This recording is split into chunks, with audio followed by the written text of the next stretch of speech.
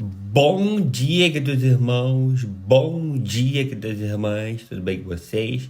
Meu nome é João Gabriel, você está aqui no canal do João Vinhas. Antes de começar o vídeo, dê o like, compartilhe esse vídeo, se inscreva no canal, ative o sininho das notificações, deixe aqui nos comentários seu pedido de oração, que eu vou gostar muito de orar com você e por você. Vamos para a nossa leitura bíblica diária. 1 Timóteo 5 e 6. 1 Timóteo 5 e 6. Tô aqui, ó, na Bíblia do Centenário, que eu peguei essa semana, lá na igreja. Vamos comigo. 1 Timóteo, capítulo 5. Não repreendas ao homem idoso, antes exorta-o como a pai, aos moços como a irmãos, às mulheres idosas como a mães, às moças como a irmãs, com toda pureza. Honra as viúvas verdadeiramente viúvas. Mas, se alguma viúva tem filhos ou netos, que estes aprendam primeiro a exercer piedade para com a própria casa e a recompensar a seus progenitores, pois isso é aceitável diante de Deus. Aquela, porém, que é verdadeiramente viúva e não tem amparo, espera em Deus e persevera em súplicas e orações, noite e dia. Entretanto, a que se entrega aos prazeres, mesmo viva, está morta. Prescreve, pois, estas coisas para que sejam irrepreensíveis. Ora, se alguém não tem cuidado dos seus, especialmente dos da própria casa, tem negado a fé e é pior do que o descrente. Não seja inscrita, senão viúva, que conte ao menos 60 anos de idade, tenha sido esposa de um só marido, seja recomendada pelo testemunho de boas obras, tenha criado filhos e exercitado hospitalidade, lavado os pés aos santos, socorrido a atribulados, se viveu na prática zelosa de toda boa obra. Mas rejeita viúvas mais novas, porque quando se tornam levianas contra Cristo, querem casar-se, tornando-se condenáveis por anularem o seu primeiro compromisso. Além do mais, aprendem também a viver ociosas, andando de casa em casa, e não somente ociosas, mas ainda tagarelas e intrigantes, falando o que não devem. Quero, portanto, que as viúvas mais novas se casem, criem filhos, sejam boas donas de casa e não deem ao adversário ocasião favorável de maledicência. Pois, com efeito, já algumas se desviaram, seguindo a Satanás. Se alguma crente tem viúvas em sua família, socorra-as e não fique sobrecarregada a igreja, para que esta possa socorrer as que são verdadeiramente viúvas. Devem ser considerados merecedores de dobrados honorários os presbíteros que presidem bem, com especialidade os que se afadigam na palavra e no ensino.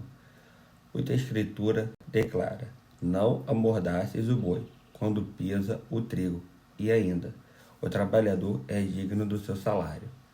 Não aceites denúncia contra presbítero, senão exclusivamente sob o depoimento de 2 ou 3 testemunhas. Quanto aos que vivem no pecado, repreende-os na presença de todos, para que também os demais temam. Conjuro-te perante Deus e Cristo Jesus e os anjos eleitos, que guardes estes conselhos, sem prevenção, nada fazendo com parcialidade. A ninguém imponhas precipitadamente as mãos. Não te tornes cúmplice de pecados de outrem. Conserva-te a ti mesmo puro. Não continues a beber somente água. Usa um pouco de vinho por causa do teu estômago e das tuas frequentes enfermidades. Os pecados de alguns homens são notórios e levam a juízo, ao passo que os de outros só mais tarde se manifestam. Da mesma sorte, também as boas obras antecipadamente se evidenciam e, quando assim não seja, não podem ocultar-se. 1 Timóteo, capítulo 6. Todos os servos que estão debaixo de jugo considerem digno de toda honra o próprio Senhor, para que o nome de Deus e a doutrina não sejam blasfemados.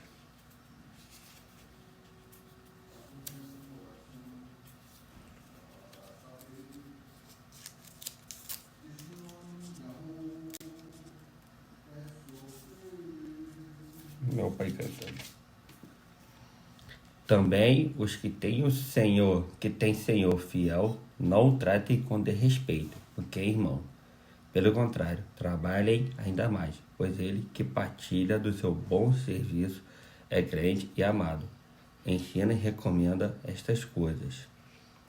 Se alguém ensina outra doutrina e não concorda com as sãs palavras de nosso Senhor Jesus Cristo e com o ensino segundo a piedade, é enfatuado, nada entende, mas tem mania por questões e contendas de palavras, de que nascem inveja, provocação, difamações, suspeitas malignas, alterações sem fim, por homens cuja mente é pervertida e privados da verdade, supondo que a piedade é fonte de lucro. E de fato, grande fonte de lucro é a piedade com o contentamento, porque nada temos trazido para o mundo, nem coisa alguma podemos levar dele. Tendo sustento e com que nos vestir, estejamos contentes.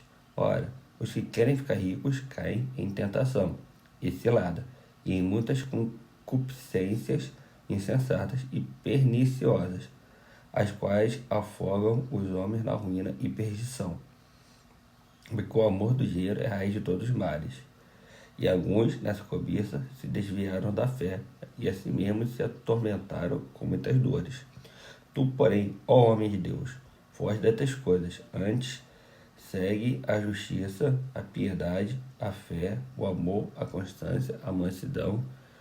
Combate o bom combate da fé.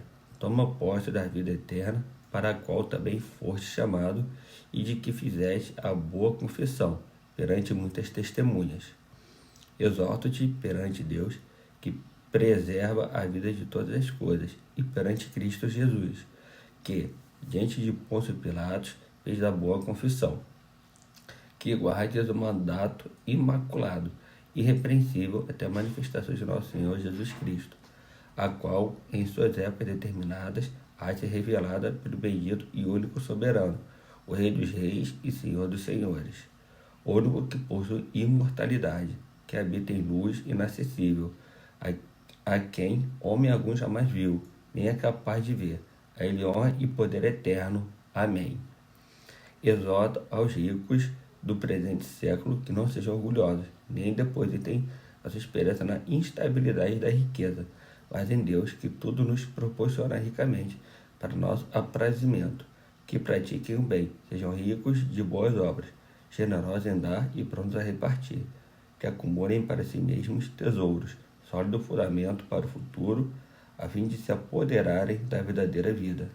E tu, ó Timóteo, guarda o que te foi confiado, evitando os falatórios inúteis e profanos, e as contradições do saber, como falsamente lhes chamam, pois alguns, professando, se desviaram da fé. A graça seja convosco. Agora a gente vai lá para o livro de Timothy Keller, Uma Vida com Propósitos, dia 17. Dia 17. Só vou liberar aqui o Kindle. Dia. Ih, rapaz, botei. Depois é que eu tenho que editar aqui, ó. Dia 18. Eu vou ter que editar isso daqui depois. Tem dia 16. Ih, rapaz. Vou ter que dar uma editada aqui, pera aí. Daqui não vai ter edição não, pera aí, deixa eu ver. Gerenciar vídeos. Deixa eu ver aqui. Dá uma editada nisso daqui, que eu botei dia 16. É dia 17 daqui é dia 17. Botei errado. Dia 17.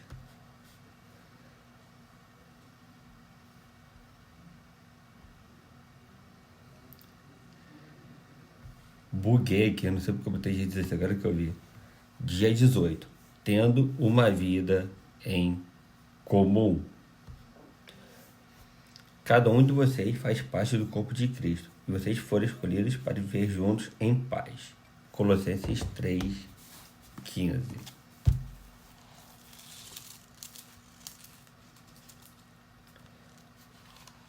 Colossenses, Filipenses, que depois de Filipenses, Colossenses 3:15. Colossenses 3:15. Seja a paz de Cristo o árbitro em vosso coração, a qual também fostes chamados em um só corpo, e sede agradecidos.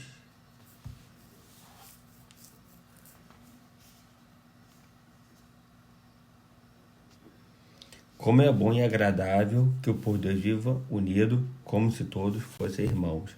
Salmos 133:1. Salmo 133.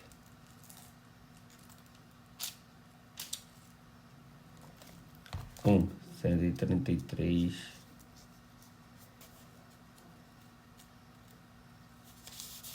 Salmo 133. Caraca, folha de Bíblia é muito fininha. 33:1. Ó, como é bom e agradável viverem unidos os irmãos.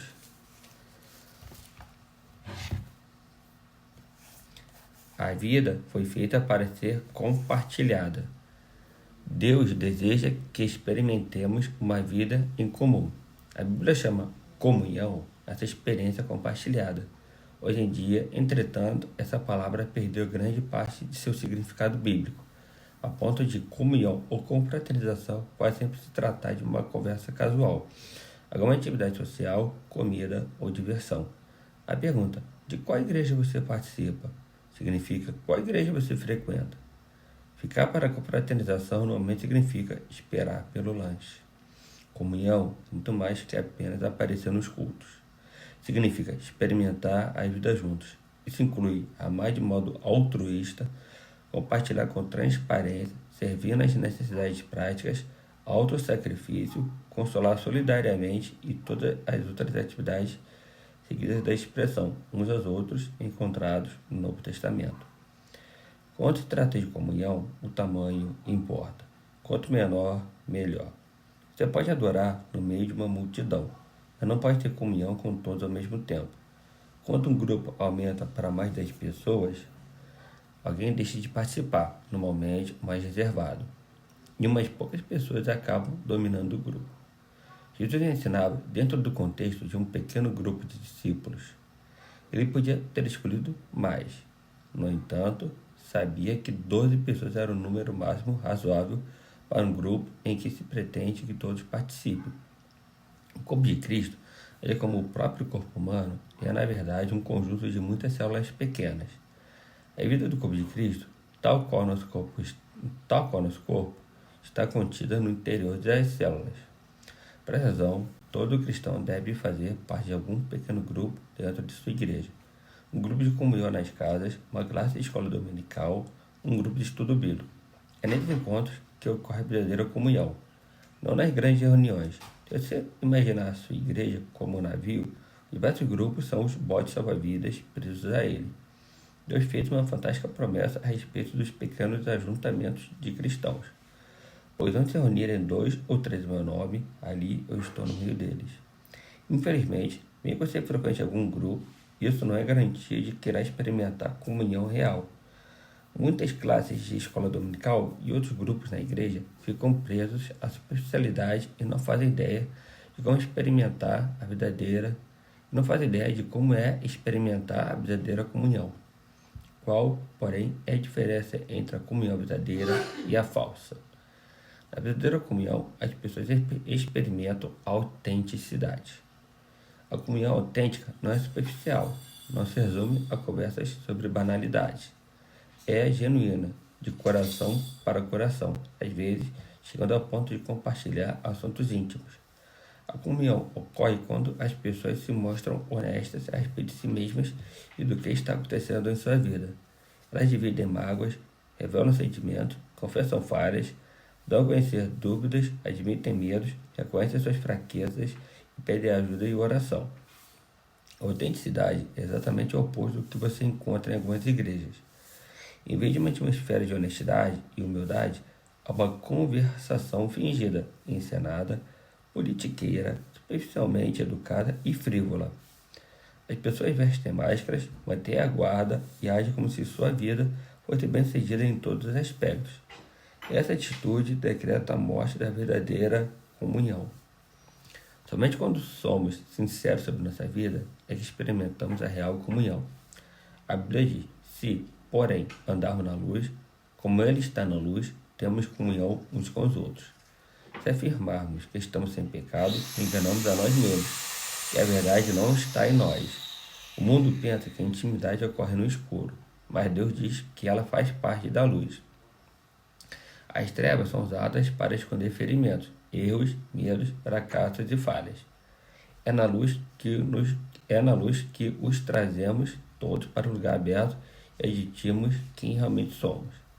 A comunhão ocorre quando as pessoas se mostram honestas a respeito de si mesmas e do que está acontecendo em sua vida.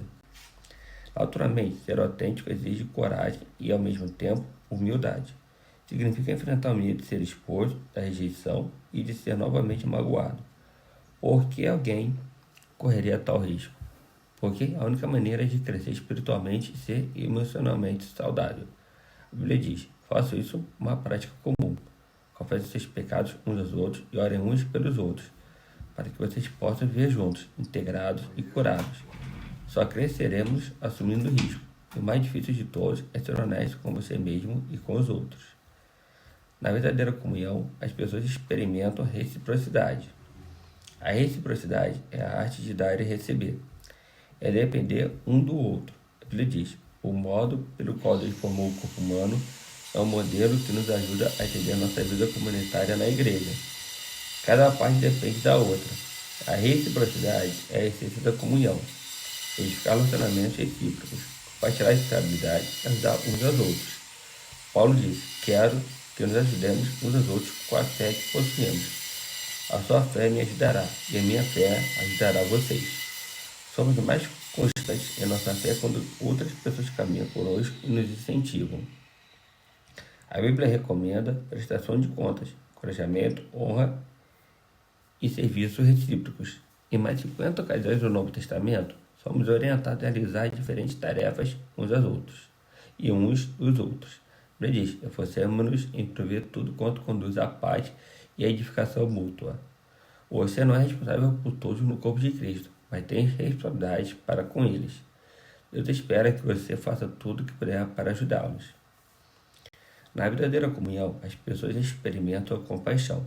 Compaixão não é dar um conselho ou oferecer uma ajuda eventual. É penetrar e compartilhar a dor dos outros. A compaixão diz: compreendo o que você está passando. O que você sente não é estranho nem absurdo. Alguns chamam a isso empatia, mas a palavra bíblica é compaixão. A Bíblia diz: como um povo santo, sejam compassivos, bondosos, humildes, mansos e pacientes. A compaixão satisfaz duas necessidades fundamentais do ser humano: a de ser compreendido e a de ter seus sentimentos respeitados. Compreender e respeitar os sentimentos de alguém abre caminho para a comunhão. O problema é que estamos quase sempre tão ansiosos com as situações que não temos tempo de sentir compaixão. Tipo, um barulho aí atrás, é porque aqui em casa tá em obra. Desculpa, tá? Meu pai deve tá cortando alguma azulejo, alguma coisa assim, aqui na frente. Desculpa, tá? Mas vão tocando barco. Ou então estamos preocupados com nossas mágoas. A autopiedade esgota completamente a compaixão pelas outras pessoas. Há diferentes níveis de comunhão, cada um adequado a um momento diferente. Identificamos os níveis mais básicos de comunhão. Comunhão e compartilhar é na comunhão do estudo da palavra de Deus juntos. No nível mais profundo, temos a comunhão no serviço, presente na ação conjunta, em viagens missionárias ou em obras de caridade. O nível mais profundo e intenso, porém, é a comunhão no sofrimento, que ocorre quando tomamos parte da dor, das aflições uns dos outros e carregamos os fardos uns dos outros. Os cristãos que melhor compreendem esse nível são aqueles que, ao redor do mundo, são perseguidos, discriminados e muitas vezes martirizados por causa de sua fé. Compreender e respeitar os sentimentos de alguém abre caminho para a comunhão. A Bíblia ordena: compartilhem os seus problemas e aflições uns com os outros. Dessa forma, obedeça à lei de Cristo. É em tempos de crise, tristeza e dúvidas profundas que mais precisamos uns dos outros. Quando as circunstâncias nos pagam a ponto de nossa fé vacilar, é que mais precisamos de amigos cristãos. Precisamos de um grupo de amigos que tenham fé em Deus por nós e nos ajude a superar as dificuldades. Em um grupo menor, o corpo de Cristo é real e palpável, mesmo quando Deus parece distante. Foi disso que Jó necessitou durante seu sofrimento. Exclamou: o homem desesperado deve receber a compaixão de seus amigos, muito embora ele tenha abandonado o temor do Todo-Poderoso. Na verdadeira comunhão, as pessoas experimentam a misericórdia. A comunhão é um momento de graça, em que os erros não são criticados, mas apagados. A comunhão acontece quando a misericórdia triunfa sobre a justiça. Todos precisamos de misericórdia, porque todos tropeçamos, caímos e precisamos de ajuda para retomar o caminho. Precisamos oferecer misericórdia uns aos outros e estar dispostos a recebê-la uns dos outros. Deus diz: quando as pessoas pecarem, vocês devem perdoá-las e confortá-las, para que não sejam vencidas pelo desespero. Você não pode ter comunhão sem que haja perdão. Deus adverte: jamais guardem rancor, porque a amargura e o ressentimento destroem a comunhão. Por sermos imperfeitos e pecadores, inevitavelmente magoamos uns aos outros depois que passamos juntos algum tempo.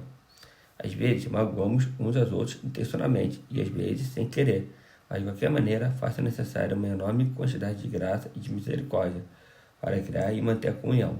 A Bíblia diz: vocês precisam ter consideração para com as faltas uns dos outros e perdoar aos que lhes ofendem.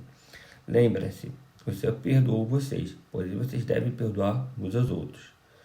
A misericórdia de Deus para conosco é um estímulo para que sejamos misericordiosos uns com os outros. Lembre-se: jamais lhe será pedido que perdoe alguém mais do que Deus já lhe perdoou. Sempre que for magoado por alguém, você terá uma escolha: usar sua energia e seus sentimentos para buscar vingança ou para encontrar uma solução. Você não pode optar por ambas as coisas. Muitos lutam em praticar a misericórdia, porque não sabem a diferença entre confiar e perdoar. Perdoar é esquecer o passado. Confiar tem relação com o comportamento futuro. O perdão deve ser imediato, tenha ou não a pessoa perdido por ele. A confiança é reconstruída com o decorrer do tempo. A confiança exige antecedentes. Se alguém o magoa repetidamente, Deus lhe ordena que perdoe imediatamente, mas não espera que você volte a confiar imediatamente ou que continue permitindo que tais pessoas o magoem. Elas devem mostrar que mudaram com o tempo.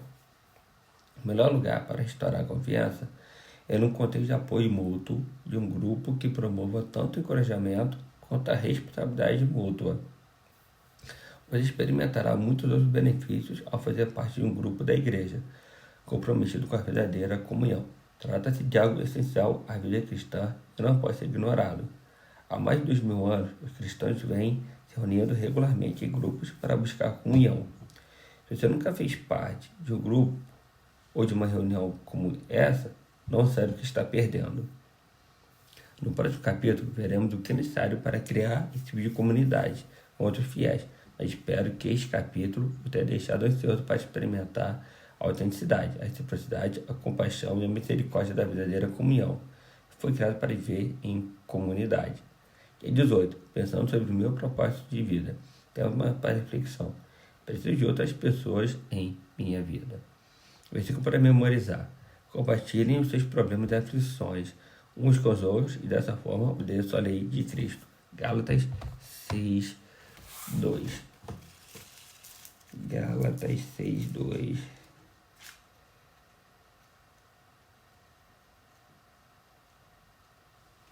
Gálatas 6, 2. Levai as cargas uns dos outros, e assim cumprireis a lei de Cristo.